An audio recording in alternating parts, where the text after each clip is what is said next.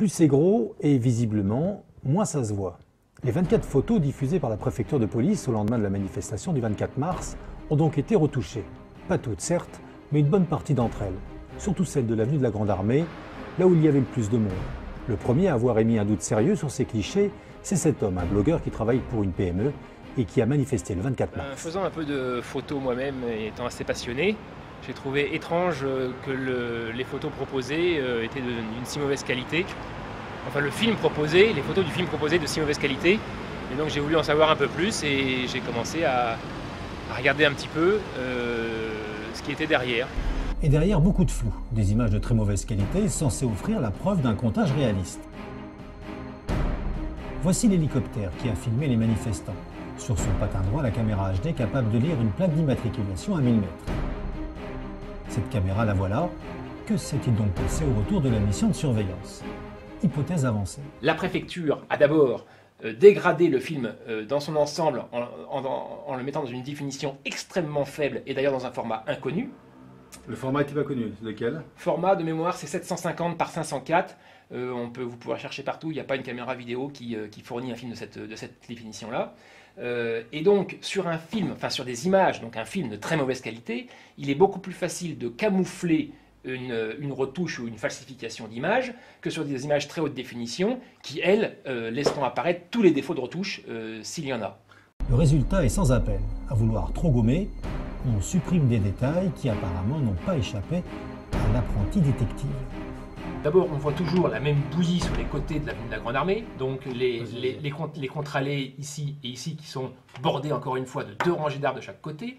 Mais là, ils ont dû aller un petit peu vite parce qu'on se rend compte que le passage piéton qui est ici et ici, si ici on peut considérer qu'il est un petit peu caché par des arbres, ici il devrait être parfaitement présent, d'ailleurs on le voit, on le devine ici, sauf qu'il est complètement dégradé en termes de qualité, on ne distingue plus les lignes les unes des autres. Étape du recomptage, les images aériennes.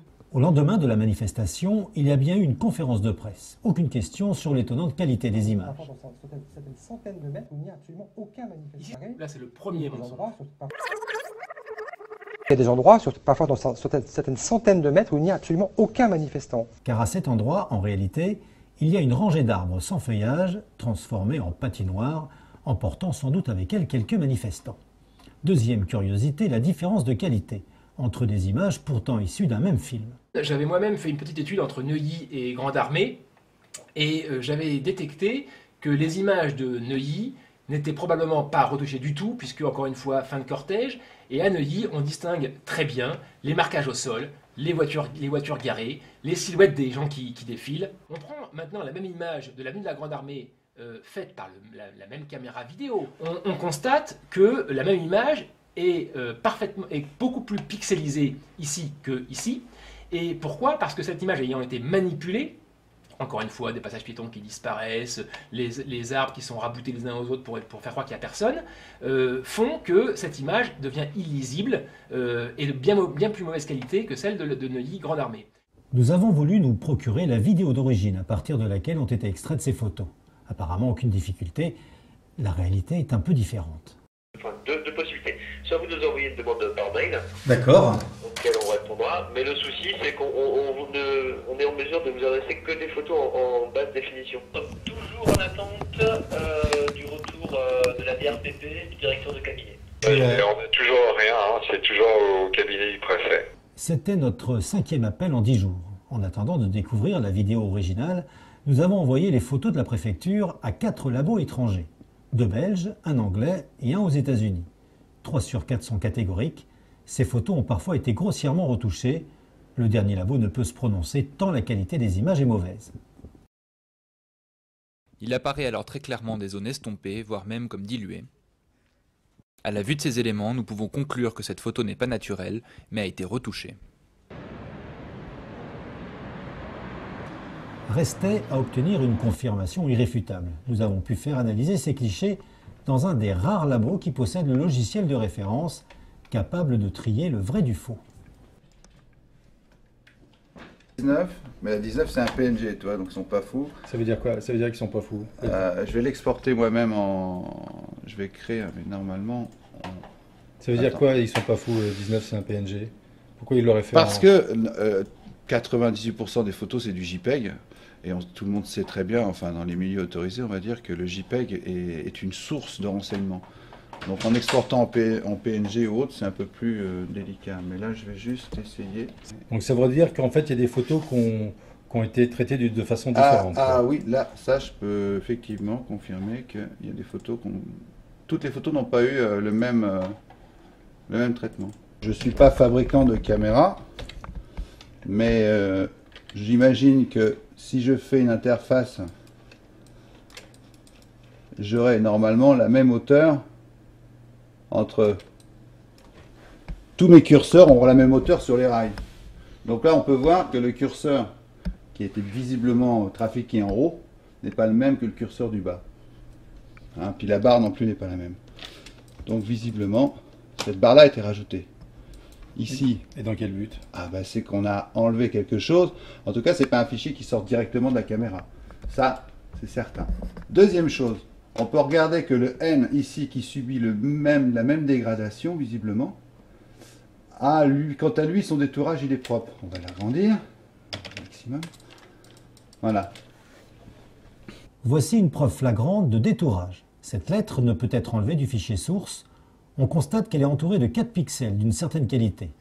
Mais tout autour et d'une façon uniforme, l'image montre une qualité d'un niveau nettement inférieur. On aurait conservé le N, avec visiblement l'échantillonnage qui est en dessous, mais ces parties ici, ici, ici, ne sont pas les mêmes que là. Donc visiblement là, on a quand même des parties qui sont très fortement dégradées, voire gommées. Alors là, c'est intéressant. Là, visiblement, bon, on a 3 zones qui ont été traitées, qui correspondent à ici, ici et ici. Ça, là, je crois qu'on a affaire à un petit truc sympa. Là, j'analyse la structure de construction. La structure de construction, on va dire, pour résumer, la structure, la grille des pixels. On voit très bien que là, même si ça n'a rien à voir avec la teinte ou la couleur, là, il n'y a plus de structure, là, ici. Il n'y en a plus là, et il n'y en a plus là. Et là, on voit que ça correspond quand même, comme par hasard, des espèces de taches qui sont par là, quoi. Quand tu dis waouh, ça veut dire quoi? Ça veut dire que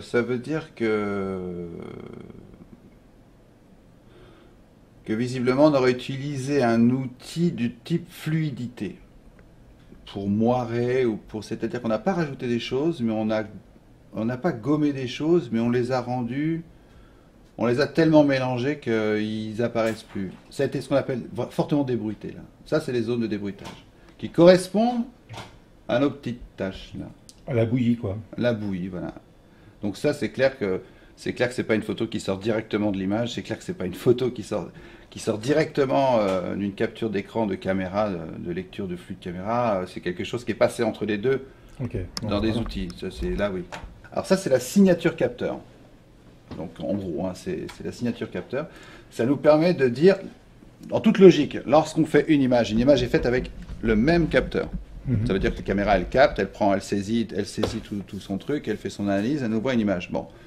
Donc, ça veut dire que le même capteur donne le même signal. Sa signature est la même sur toute l'image. On est d'accord?